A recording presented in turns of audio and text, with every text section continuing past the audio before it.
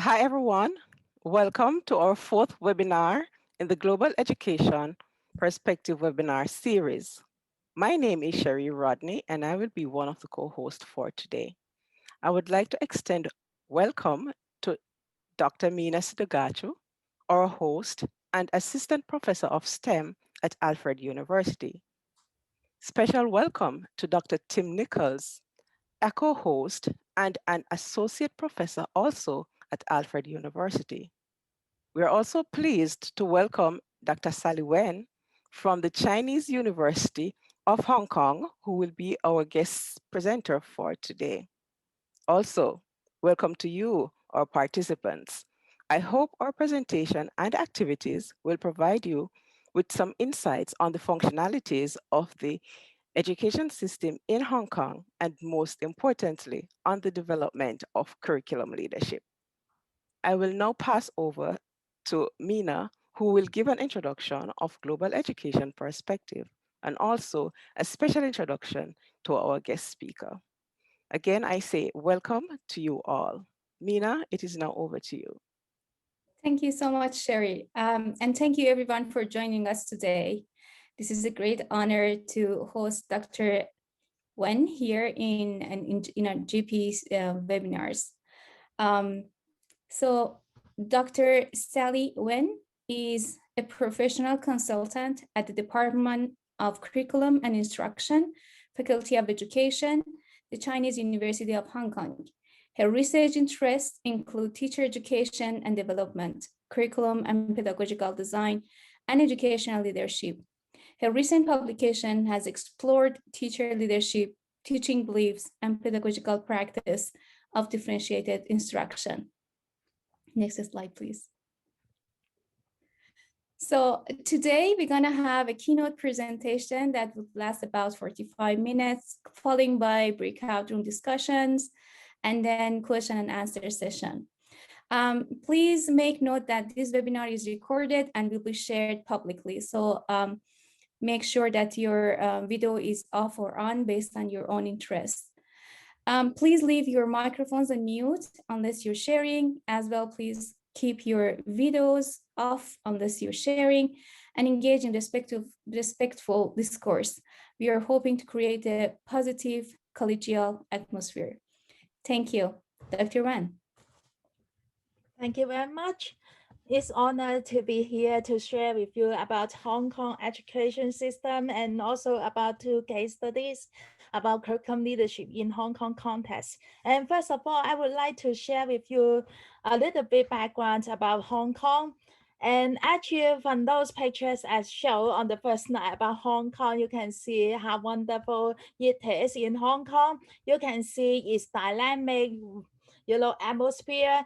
At the same time, you can see that actually it's very, I will say, it's quite dynamic in this sense because you can see village on the suburb side. At the same time, you can see the clouded side on Hong Kong Island, Kowloon, and the new territories. And the most interesting thing is you always can see the Victoria Harbour, just like this. So you can see sometimes it's very crowded. Sometimes there's still some space for silence, quiet space for, enjoying the environment here. And this is the signature photo about Hong Kong Public Housing Estate, which is located in Choi Hong Estate. And Choi Hong means rainbow. And it's very famous actually around the world. And last time when I was in Toronto, I saw the picture of this public housing estate in a gallery shop as well. So it's so funny. You can see how globalized it is about Choi Hong Estate around the world. So I'm going to share with you a little bit about Hong Kong education. And first of all, maybe you have some information about, when you hear about Hong Kong, maybe you relate Hong Kong as international league tables, especially PISA. And in the recent results in PISA, which is one of the international assessment about academic performance in reading, math, and science, and you can see Hong Kong actually is at somehow you may say a quite top level in terms of reading, math, and science. And that's why that's always the people would like to study about education in Hong Kong. And this is also the figure from the OECD PISA results. And you can see compared to OECD average scores in reading, math, and science. And the standing of Hong Kong is above the average compared to other countries or other economic systems. And actually, I would like to share with you more about what's going on in Hong Kong. And you may know that just like what I mentioned in the history, and Hong Kong was developed from a fish village to a modern city. And long time ago, actually, the educated population is quite small. You can see from this figure from 1940 something, and you can see the educated population is just very narrow, quite elite education system right here. But later, since 1960s and ongoing with the development of manufacturing and also technology, you can see there is a mass production, actually mass education is developed here. So more people are well educated. And in the past, because Hong Kong was a colony system, actually this system was based in the UK system, and previously the education department was responsible for all the education affairs in Hong Kong. Before 1997, it's called Education Department. You may see this black and white photo about the Hong Kong Education Department in the past, which was taken in the 1950s. And later on, after 1997, with the turnover of Hong Kong to China, and the Education and Manpower Bureau actually was based on the root of Education Department, and it was responsible for all the educational affairs. But later on, after 2007, the name of the bureau was changed to Education Bureau. Until now, it's still Education Bureau to actually govern all the educational affairs. And about the Hong Kong education system, it's always famous for its keen competition over academic results, and the parents are very keen on letting their children go to the top tier schools, no matter band one, that means the top tier elite schools, and also the international schools. They even buy the debentures or the bonds for helping their children to get into the famous schools or the international schools. So what does it mean going to different kinds of schools here? And we have the mainstream school, which are actually based in the local education system. That means in our system, the Education Bureau provides the curriculum guidelines for the schools to follow, and that is the mainstream curriculum. But at the same time, we have the international school system. And the international system is a bit different from the mainstream school system. I will elaborate more. But from the pictures, you may see, wow, on the left-hand side, which is the international schools, the outlooks of the international schools, and for the mainstream schools, and some of the pictures were based on those famous top-tier schools in Hong Kong. So in the mainstream local schools, we have government and aided schools, which are actually public-based.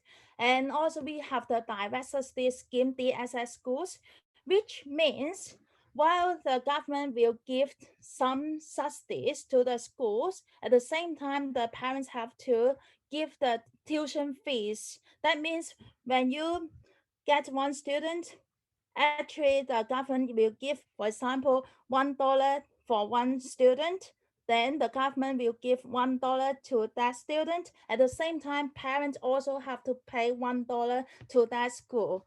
So that means in terms of DSS schools, they are much actually resourceful because they got more resources and more money to do their own curriculum, indeed.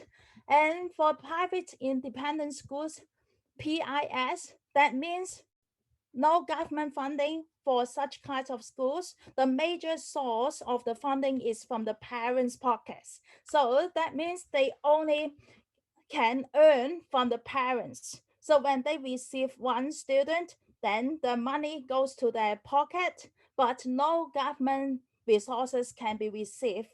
Actually, it is quite competitive for these kinds of private independent schools. So for the local mainstream schools, basically they have this kind of system. I try to give you some more information about a local mainstream school system.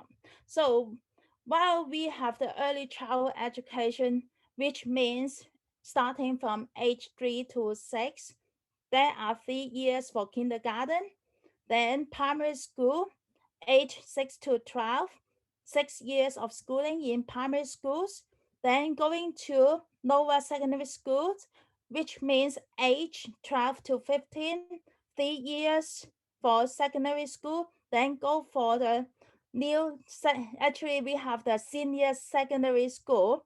That means age 15 to 18, 3 years there. Then going on, there is a public examination, which is called Hong Kong Diploma of Secondary Education, Hong Kong DSE. For the others who may not choose Hong Kong DSE, they will go for Vocational Educational Technology Certificate, VET, or Diploma in Vocational Education. So these are other choices other than the academic performance. Maybe those non-academic performance actually maybe for those students who do better in academically, they will choose the VDT, but mostly most of the students, most of the parents would like to send their children to go for Hong Kong DSE.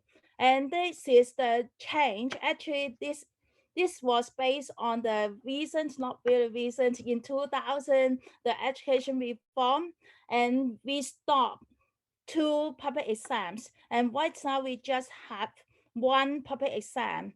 So previously we have the Hong Kong certificate secondary education, then go for Hong Kong advanced level examination. But now only 1 Hong Kong DSE, and that's all. And whether the students can go to university education, it really depends on Hong Kong DSE public exam results. So after Hong Kong DSE, they can choose, of course, with the results, they have the choice to go to universities to go for bachelor degree, or they may be accepted by certain VTC, the vocational training college institutions, or other post-secondary degree programs, then go for their own actually higher education or tertiary education routes. Then they may go for 4 years bachelor degrees. Then maybe they are interested in further studies, that is 2 years for master degree. Then if they do the full-time doctoral degree, then it may take 3 to 4 years. Of course, if those go for post-secondary degree program, they may do the associate degree, then continue the bachelor degree. They can go forward. Yes, after associate degree, then they can go forward to bachelor degree as well. This is another route. So for international school stream, which is actually basically PIS, private independent schools, and that means including the international schools as well as some kind of private school, which are not really international schools. Usually the PIS International School stream offers the IB International Baccalaureate and IB programs. So compare here, you can see, look at the age. So if that is actually international school have the UK or US systems, yeah, or even Canada or Singapore, Japan, yeah, we have different kinds of international schools, but most of them offer IB programs, and which means for the IB, they have the PYP, primary years program, from grade 1 here, from age 5 to age 11. And MYP, that's like the secondary school. This start with age 11 till age 16. Then DP, age 16 to age 18. So at the same time, you may look at the comparison here, and you can see if that is under the UK system, that means PYP can start from year 1 under the UK system, but at the same time, US system, which is still kindergarten.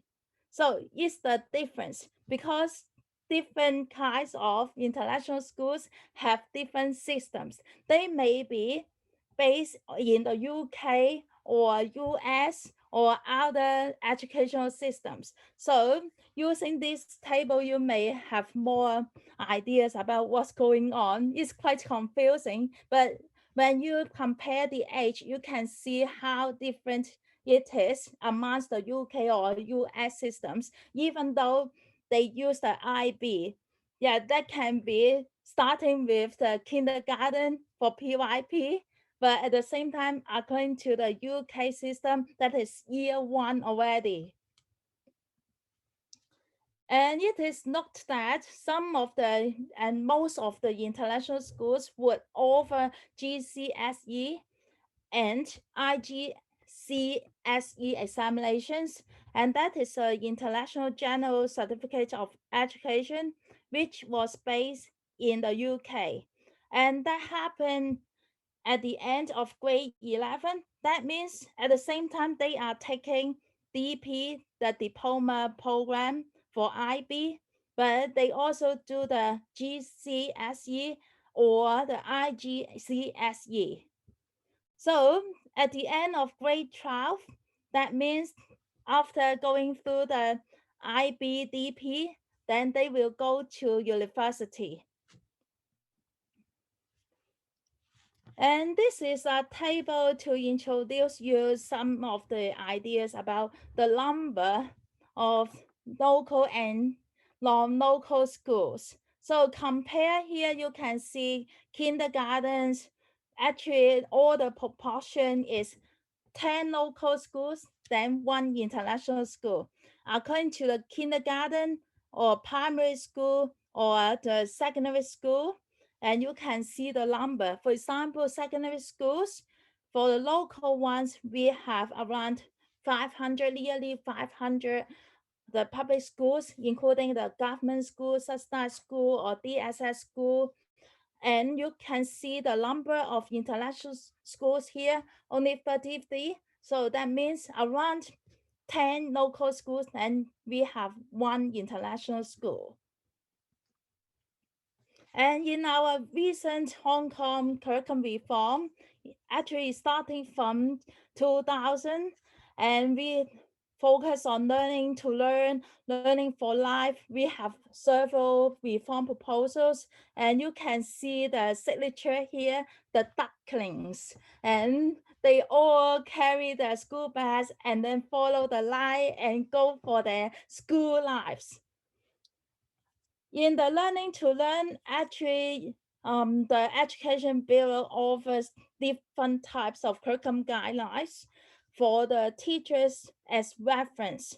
They always use the phrase is to recommend the teachers to use these curriculum guides. So we have 8 sets of key learning area curriculum guides, as well as different subject curriculum guides, as well as some of them are learning and teaching resources, including CD-ROMs and some examples for reference. And based on the curriculum guidelines and the whole structure of the booklet is like that. They provide the curriculum planning, pedagogy, and assessment, and also talking about the interface between different level of schooling, and also more focus on the CPD, continuing professional development, including the learning-centered leadership. Under the learning to learn, there are 7 goals here, including healthy lifestyle, breadth of knowledge, learning skills, language skills, habits of reading, national identity, and responsibility.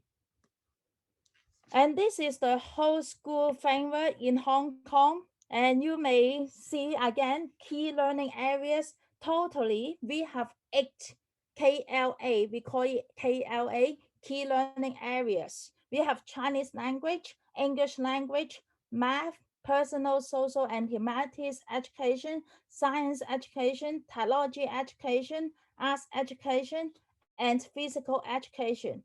And we all have the light generic skills such as collaboration skills, communication skills, or numeracy skills, etc.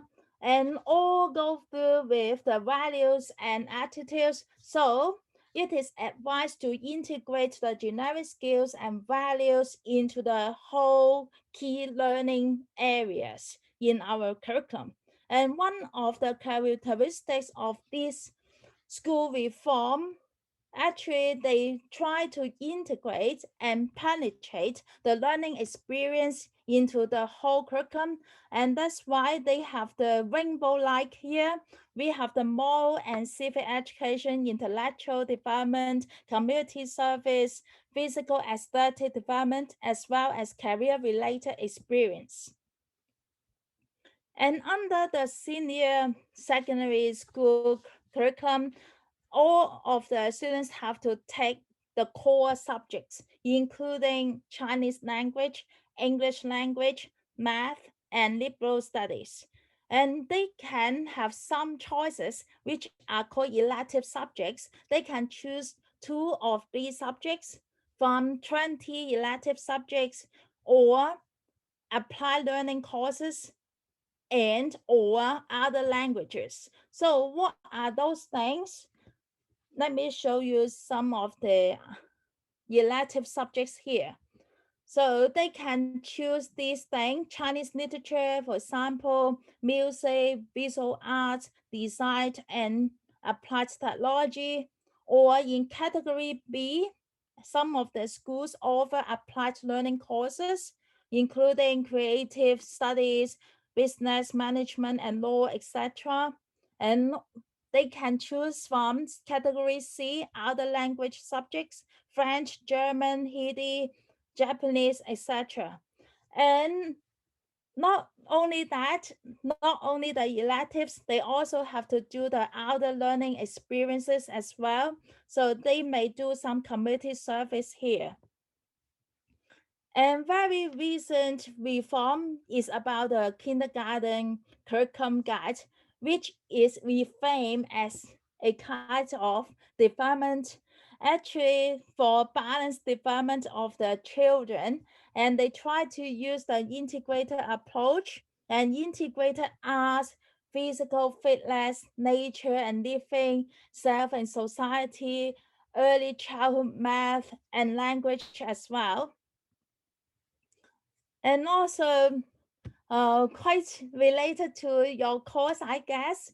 And we have the STEM education reform here, and more focus on, actually, this STEM education can mean many things. And one of them is the coding, computational thinking as well. So some of the schools and the NGOs try to make some package and also design some school-based learning and teaching activities for their students. And what about the assessment and evaluation system here? As a whole, for evaluating the schools, we have the school development and accountability framework, and we have one set of performance indicators, which was developed in 2008 and later on in 2016, and we had another new version. And basically, it's about planning, implementation, and evaluation. And under the framework of performance indicators, there are 4 key domains that the schools have to look after: management and organization, learning and teaching, student support and school ethos, and student performance, etc. And also, I would like to show you how the mainstream schools look like. And these are the 1950s public schools. And then we also have the rooftop schools. That means just like in this photo, you can see this is a public housing estate, but the school is at the top of the public housing estate. And we have the 1960s Alice School, and which means this school buildings is actually attached to the public housing estate. And also the 1970s, we have the Matchbox schools. And then 1980s, we have standard design schools. And also interlocking schools, that means 2 different schools, actually they are together. They are linked together on the same site. And in 2000, Millennium schools is much more advanced. You can see they can have swimming pools, bigger basketball courts, etc. And we also have the post-millennium schools. You can see the whole design is quite eco-friendly, more trees and more windows, more transparency. Then what do the students and teachers do in the mainstream schools? I try to give you some ideas. So, for example, in early childhood education, you may see they will do something like play-based learning or in doing some motor skills training. And also they have got the lab teacher to do the reading to the student to learn English. And in the recent reform in early childhood education, and more focus on the professionalism of teachers in order to give the quality education starting from early years. And you may see these colorful things, colorful environment, and a campus which is more creative recently. In primary school education, and you will see that students have to raise hands when answering questions from teachers is quite common. And they also have the LET scheme, the native English speaking teacher scheme. And at least one LET teacher will be located in one primary school. In secondary school, everybody have to work hard, and also it's common to see the students have to stand up and answer the question and raise hands to answer questions.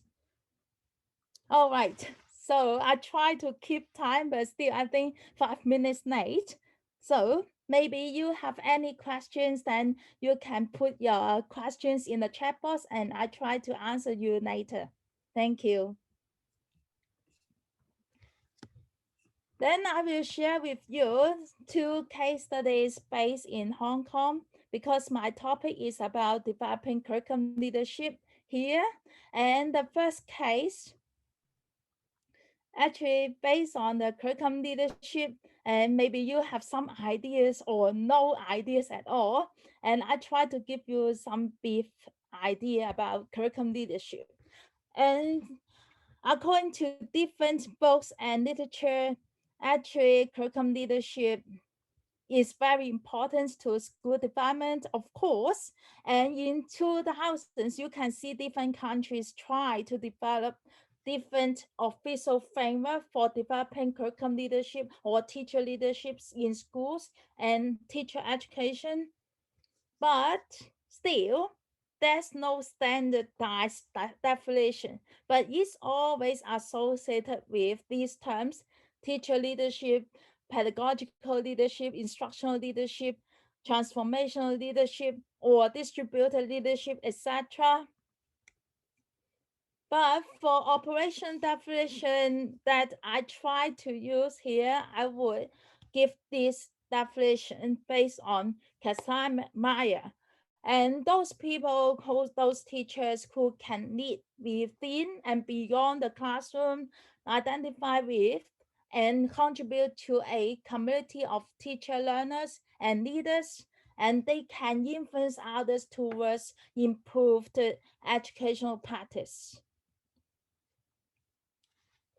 So my study is based in Hong Kong, but in the wider context here, curriculum leadership, actually this concept is based in the Western countries. However, recently, including the Asian regions, this curriculum leadership is promoted, yeah, including Hong Kong. Based on the literature, you can see there's an increase in the number of formal teacher education courses about curriculum leadership, especially run by universities. But most of these teacher education courses are used to prepare formal leadership, including principalship, deputy principal, or department heads, etc. And based on the literature, you can find out the positive impacts on teachers' curriculum leadership in schools. And most of the studies did not really touch on how teacher leadership program can help early career teachers. So how is curriculum leadership practice in Asia, especially Asia? Usually based on the literature, you can find out school leadership in Asia countries which are quite bureaucratic, and the teachers would respect for authority, seniority, and it's more high power distance and also under the hierarchical structure. And so the recent literature one in 2016 talked about promoting teacher leadership in Asian regions could be a complex and challenging task. So in Hong Kong, in our context, because we have the school-based management in the 1990s, and is to encourage more teachers to participate in decisional making, and also it tries to disseminate and decentralize the power to the teachers. And some of the documents mentioned about here, not only the school has or deputy has, is all of the teachers who can be all conducive to the implementation of the curriculum reform. And also in the document about academic qualifications on teacher professional standards, and it said teachers should demonstrate curriculum leadership in the development of the school-based curriculum. So that means the teachers are expected to make active contributions to school-based curriculum decisions, including planning, organization, implementation, and evaluation. And in the curriculum guide, is also mentioned teaching is regarded as a collective rather than an individual enterprise. So it's for the whole school improvement. And in this sharing, I will share with you the findings, some of the findings in case studies. The first one is based in the P-Service Teachers Contest, and the second case study is about a Hong Kong secondary school and how distributed leadership may take place. So in the case study one, and I use the filmography. I don't want to talk about the methodology, just let you understand more. The filmography actually is to identify the quality differences in the conceptions and experiences. So in this study, I try to figure out the prospective teachers' conceptions of curriculum leadership. And I will find out the qualitative variation in such conceptions of curriculum leadership. And I have got 24 prospective teachers in this study. And actually they came across different subject areas. And under the findings, I tried to categorize the conceptions, and also I find out three types, three categories. So the first one, category A, that is the curriculum leadership as an individualistic leader that focus a lot on the person only. And the category B, curriculum leadership as a hierarchy. That means top down, much more like the structure from the top to downward. And category C is curriculum leadership as a network. So I will show you some of the findings here. Under category A, because I use the artifacts, drawings by the prospective teachers, and I did the interviews as well. And I tried to summarize what they mentioned about under different categories. So I will show you the pictures here. And under category A, as an individualistic leader. So that means the focus on the leaders, including the curriculum coordinators, subject panel heads, and they decide the curriculum and let the subordinates to follow and carry out what they have done. So the other teachers don't need to make any adaptations. This is the person, the leader, who is responsible for doing that task. Under individualistic leader, we also have another type of thought. And those leaders, including school principals, subject panel heads, who have strong abilities in execution of the curriculum. And the leaders will do communication with the followers to act out the curriculum. So the focus is still on that persons who have the abilities. For category B, the curriculum leadership as a hierarchy. So that means the leaders with the absolute authority, including the education bureau, school principal, and they tell the followers, teachers to execute the curriculum task. You may see in the picture here, you can see the fingers point you to do that, and here and there.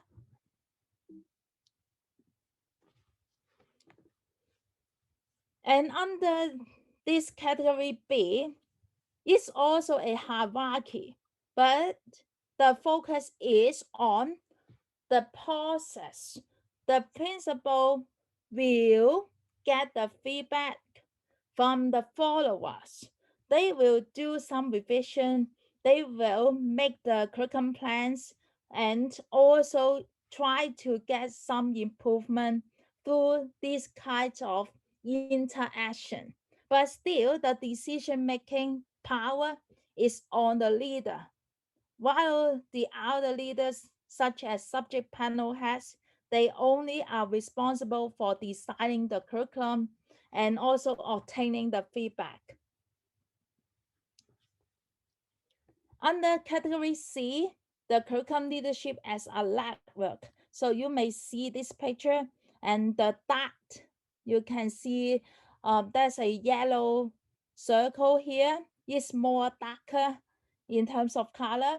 And that means the leaders, including the school principal, department heads, they have more dominant influence and they will work with the followers, of course, teachers, and they are asked to carry out the curriculum tasks together. But another type network is like only teachers. Teachers plan, design, and share teaching ideas to develop curriculum together, regardless of teaching experience and job ranking. So compare these category A, B, C from individualistic leader to hierarchy to level. You can see across the above and the bottom, actually there is dimension of variation. Starting from task oriented, just focus on the task, they have to finish the task. And actually the bottom part is more about the human relationship, more relational oriented. From category A to C, you can see it's about the individual to collective sense of leadership.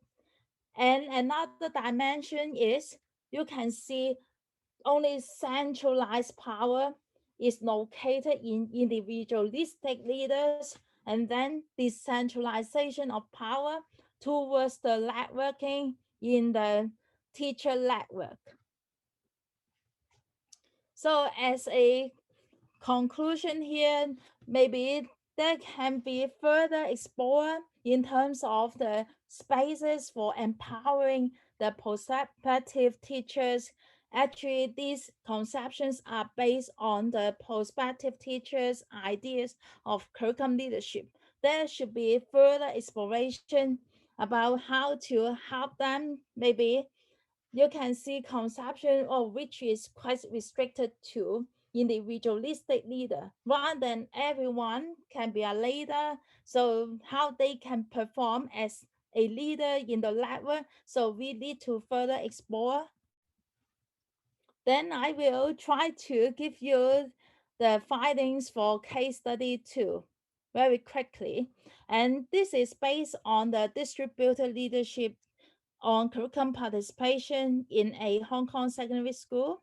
And I will just give you a brief idea about distributed leadership because it's about the interactions between leaders and followers and situations, and all the practices are shared and collected. And this is a kind of social influence and that happen amongst every member of that school. So according to the literature, leadership and school context can have the mutual influence on each other, and distributed leadership is socially constructed. There can be multiple leaders in the context. And there can be different forms of distribution and emergency of leadership practices. So still, we need to find out more evidence about how the process are like and how the distributed leadership can be mediated. And also we need more practice-based work. That's why we use this study to find out the interaction amongst the teachers. And this is based on the social level analysis, and we try to find out the structure of relations and try to find the influence of the people and how they behave, and also they may have some kind of restrictions on that power or the influence on each other. So we try to use this study. So just keep very short. And in this study we have the sketch and the observation of the team meetings, and one of the backgrounds here in this school, there are more male teachers as a senior teacher. That means they are at a higher rank in terms of the job rankings, and fewer senior teachers are female. Based on the findings, here we figure out there's only very limited teacher participation, and the vice principal in that meeting used a lot of time to talk, blah, blah, blah. And actually the teachers cannot really participate. And based on the social level analysis here, and only the vice principal is the major person who talk and respond. Yeah, based on this figure, you can see the arrows towards the VP, and also the VP say something towards others. And also the sketch. Yeah, I tried to draw the sketch during the meeting, and you can see most of them are quite resisted and puzzled, and you can see the figures is like that. And this is the vice principal trying to explain many things using the laptop.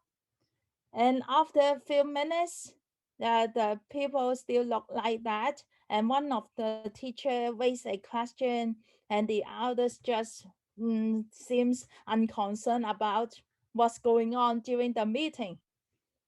And in the second observed curriculum team meeting here, this time more questions came in, and also responses from the vice principal 8 times.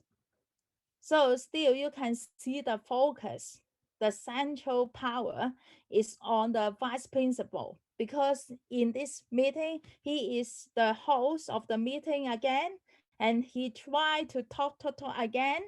And also while having this meeting, one of the characteristics is they lack the direction in the discussion about the student learning.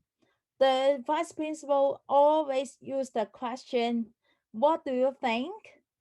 What do you think? Then others actually did not really respond to this question. And then he respond on his own, and he tried to self-explain what he thought rather than asking the teachers to give their ideas or exchange ideas. So it's just self-ask question rather than an open question to all.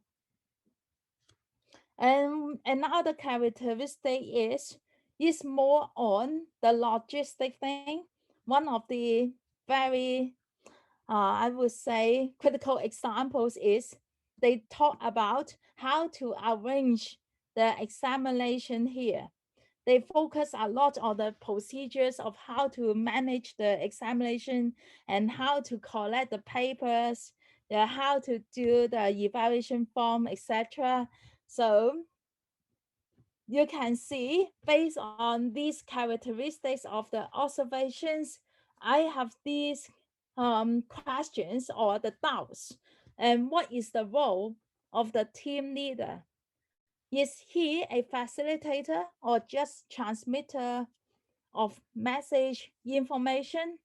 And whether there's any space for reflective dialogue through such kind of team meetings in terms of collective inquiry, and also whether we really put some efforts in developing social capital, in helping the positional leaders and non-positional leaders in such kind of development of student learning. And also about the cultures, whether the collaborative cultures are here. Yeah, of course, based on this little case study, you may have, oh, maybe this this may not be the case in some schools, but in general, based on the experience here, I would say it's quite critical or typical in Hong Kong.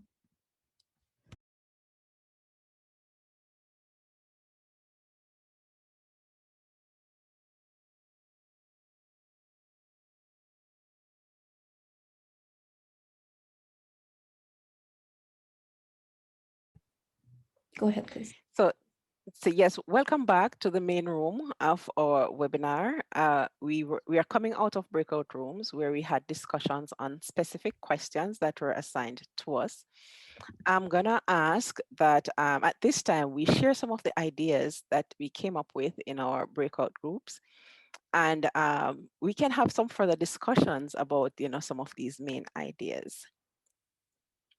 So, even number first. Who wants to share for even number? Me?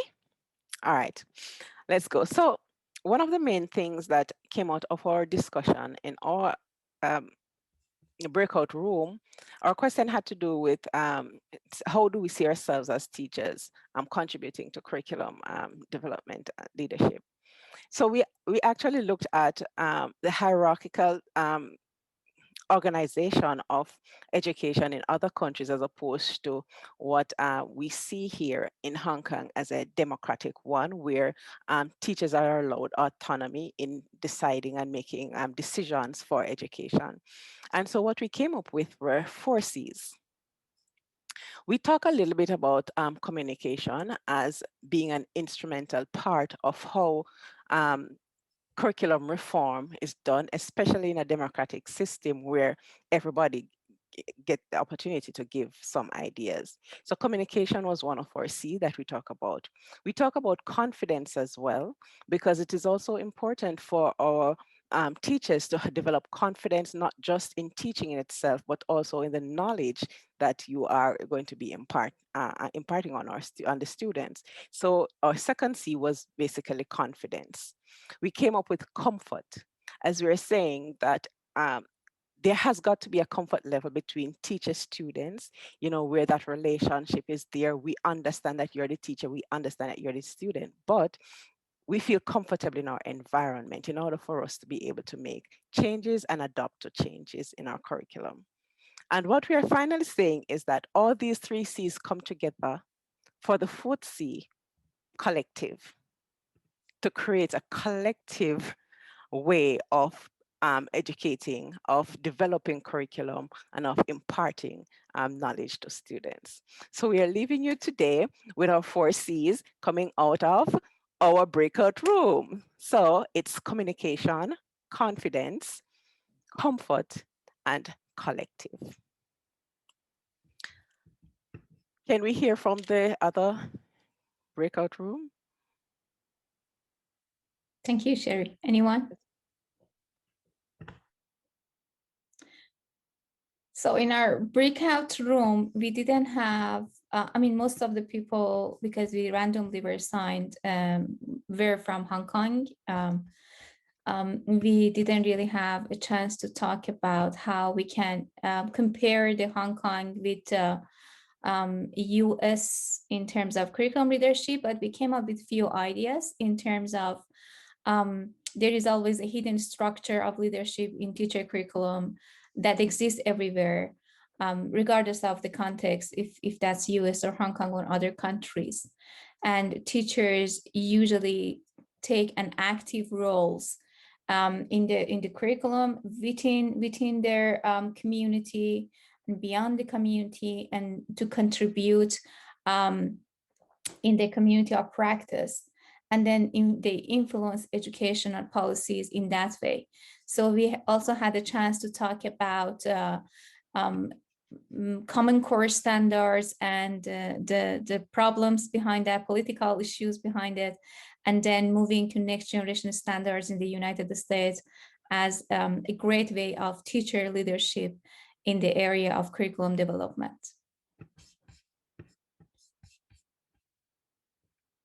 You're on mute. Yes, thanks for that. Thanks for that, Mina. So now I'm going to pass back over to Sally so that she can continue. And there are also some questions in the chat. Mina, could you find those and bring them even to light so that Sally can revisit those? Yes. Thanks for sharing, everyone. I saw some questions over Yes. there. Mhm. Yeah, I want to respond. Um, the first question, at what grade level do they begin coding instruction in Hong Kong? And actually for coding education here, I think it's quite school-based. Really depends because there's no mandatory curriculum asking you must do that and that. But the school may be more, I would say, proactive to do that. They may start first. Yeah, just like I think Oilam also is doing a project about coding, computational thinking, and some schools are interested. They will approach the expertise, the people who may offer some a professional advice for developing their own school-based curriculum. But it's not compulsory, not yet compulsory, just a promotion. So it's difficult to say to which level. Maybe from grade 1, that can be grade 5, grade 6, under the, I think, Jockey Club program, which is for grade 5 to grade 6. They also offer some secondary 1 and 2 programs. So it's very flexible indeed. So it's quite hard to say which level, not really saying that. And also about inequality issue in Hong Kong. In terms of resources, yes, it is a problem, I would say. Just like international schools, there can be different types of international school, still top tier, or those parents whose children cannot go to the top tier, they have to choose the second tier international school. Recently, there is a rising growth in the number of international schools as well. So that means the market is bigger and the parents are willing to pay more. So these international schools can attract middle class families. That means they can have more resources. Actually, the parents have to pay a lot of money. Just like for 1 month, that could be 17,000 for monthly tuition fee. So that means around, let me calculate, I need to, around 2,000 something US dollars for 1 month. Yeah, quite a lot. Compared to that DSS school, is actually the SS school is still cheaper, only around 3,000 something to 5,000 something Hong Kong dollars. So that means within, I think 800, yeah, within 800 US dollars. So for public school, they don't have anything. They don't have extra money, just government resources. So usually you can see the school buildings. You can identify which schools are rich, which one are poor. Yeah, very easy to know which one have more resources. You can see those designs. You can see those pictures on the slide as I show on about the international schools and mainstream school. You can identify which school is which. Yeah. And also one question here. What are the average class size in Hong Kong? Yeah, a very good question because I did not put up any figure there. The big class could be nearly 40. And the smaller one could be less than 10. Really depends on which type of school. Yeah, in average, I would say around 20 something to 30 something. Yeah, around this size. Yeah, usually very common. So, yeah, I think no more questions in the chat box. Is Are there there any any? are there Yeah. any other questions that anybody would like to ask? You can just unmute your mic.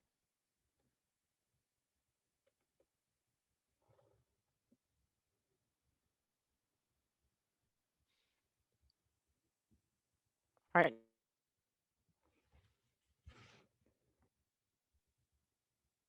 No further questions. So Tim, it's over to you. Yes. Okay. Thank you.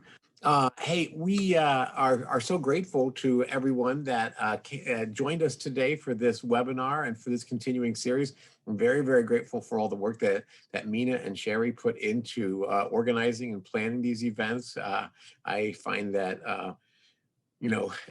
always valuable, but even more so when we've all been stuck at home for the past year. It's very nice to have the world brought to our doorstep like this and to be able to get a sense of what's going on elsewhere. It's a marvelous opportunity. And I really enjoyed hearing from Dr. Sally today. Appreciate all that she had to say and her interesting pictures and slides. And really, I was really inspired and challenged and intrigued to think about the different model there that is partly culturally based, but certainly has a lot of value and potential for us to use in the United States as well. So I found it very intriguing, particularly that notion of the leadership spread across the school and the collective responsibility for the curriculum. So we really beneficial and enjoyable. So thank you so much.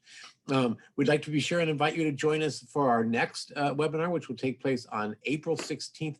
That one, take note, will be at 10 a.m. rather than at 9 a.m. That's on Eastern time in the U.S. And that the topic that day will be in the Saudi schools and Saudi school system.